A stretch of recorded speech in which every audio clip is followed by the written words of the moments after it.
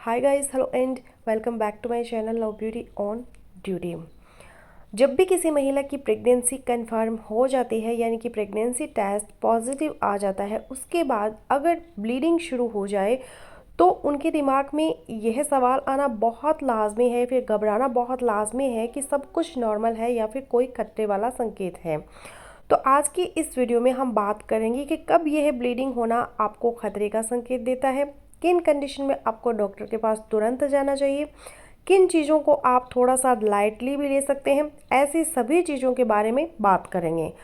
तो आप इस वीडियो को एंड तक ज़रूर देखिएगा। तो चलिए फिर बिना देरी के वीडियो शुरू कर लेते हैं। तो एक बार आपका प्रेगनेंसी टेस्ट कंफर्म हो गया यानी कि आपने या तो यूपीटी किया यानी कि यूरिन प्रेगनेंसी टेस्ट, जो कि हम घर पे प्रेगनेंसी टेस्ट किट यूज़ करके करते हैं, वो किया, या फिर आपने डॉक्टर की मदद से अपना बीटा एचसीजी टेस्ट करवाया, या फिर आपने खुद ही अपना बीटा एचसीजी टेस्ट करवाया और वहाँ पर आ गया है कि आपको प्रेगनेंसी है। एक बार कंफर्म हो चुका है कि आपको प्रेगनेंसी हो गई है, तो उसके बाद ब्लीडिंग आने के 3 मेजर कारण हो सकते हैं। सबसे पहला कारण होता है केमिकल प्रेगनेंसी। केमिकल प्रेगनेंसी क्या है कि ये सिम्टम सारे प्रेगनेंसी जैसे होते हैं। होता ये है कि एग फर्टिलाइज होता है, फर्टिलाइज होने के बाद इम्प्लांट भी होता है, यानी कि आपकी बॉडी में एचसीजी, प्रोजेस्टेरोन, एस्ट्रोजन हार्मोन, ये सारे हार्मोन बढ़ते हैं, जिसकी वजह से आपको यूरिन प्रेगनेंसी टेस्ट भी पॉजिटिव आ जाता है, आपका बीटा एचसीजी टेस्ट भी पॉजिटिव आ जाता है, सब कुछ पॉजिटिव आ जाता है।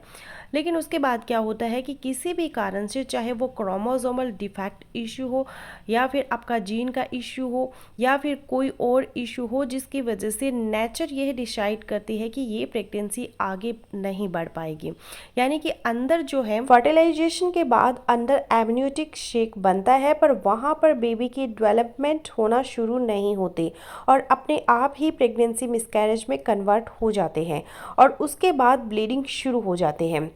दूसरा हो सकता है एक्टोपिक प्रेगनेंसी। एक्टोपिक प्रेगनेंसी क्या होती है? यह एक इस तरीके की प्रेगनेंसी होती है जो सबसे ज़्यादा खतरनाक होती है। वैसे यह बच्चे के लिए तो खतरनाक है ही, साथ में यह फीमेल के लिए भी खतरनाक है, इसमें जान भी चली जाती है। तो इसको थोड़ा सा आप सीरियसली समझिएगा।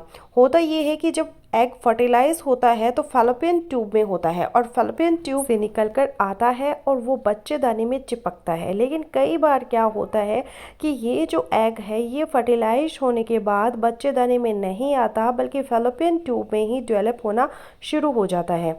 अब ये जो ट्यूब है ये सिर्फ और सिर्फ एग को ट्रांसमिट करने के लिए बनी है, इनका काम स्ट्रेच लेना नहीं है, यानी कि बेबी के डेवलपमेंट को सपोर्ट कर पाना नहीं है।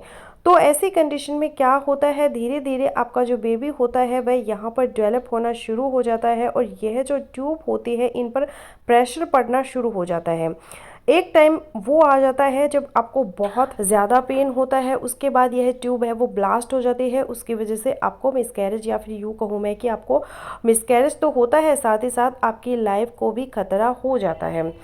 तीसरी चीज़ अबनॉर्मल जो होता है, अगर आपको ब्लीडिंग हो रही है तो मिसकैरेज का खतरा तो होता ही है। मिसकैरेज कई कारणों से हो सकता है, क्रोमोसोमल डिफेक्ट इश्यूज हो सकते हैं, जीन थेरेपी इश्यूज हो सकते हैं, आपके अंदर जो विटामिन्स वगैरह है उनकी कमी की वजह से भी हो सकता है, या फिर जो मेल पार्टनर है उनके अंदर कोई डेफिशिएंसी है उसकी वजह से भी हो सकता है।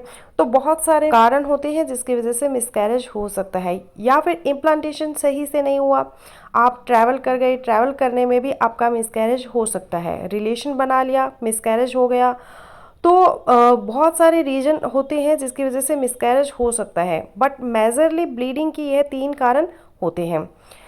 अब आपको पता कैसे चलेगा कि आपको कब घबराना है? तो सबसे पहली चीज़ है कि अगर आपको ब्लीडिंग बहुत ज़्यादा हो रही है, बहुत ज़्यादा का मतलब ये है कि अगर आपका सैनिटरी पैड बहुत जल्दी ही भरना शुरू हो जाए तो आप समझ लीजिए कि आपको बहुत ज़्यादा तेज़ ब्लीडिंग हो रही है। गहरी लाल रंग की होनी चाहिए, चटक लाल रंग की ऐसा नहीं होना चाहिए, यह ब्राउन रंग की नहीं होनी चाहिए, काले रंग की ब्लीडिंग नहीं होनी चाहिए। काला और ब्राउन रंग का जो ब्लड होता है उसका मतलब होता है कि पहले ब्लीडिंग हुई, रुक चुकी है, वह ब्लीडिंग अंदर सूख गई है, उस वक्त से आपको ज़्यादातर केसेस में ब्राउन या फिर ब्लैक कलर की ब्लीडिंग देखने को मिल सकती है।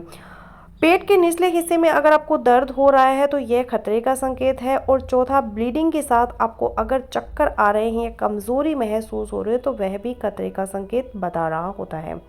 तो मेजरली अगर आपको पेट में दर्द हो रहा है, पेट के निचले हिस्से में, साथ में आपको चक्कर आने के भी चांसेस है, चक्कर नहीं भी आ रहे हैं पर आपको बहुत ज़्यादा सीवियर पेन हो रहा है और साथ में आपको चटक लाल रंग की अगर ब्लीडिंग दिखाई दे रही है, तो आपको वेट नहीं करना, आपको तुरंत डॉक्टर से मिलना है।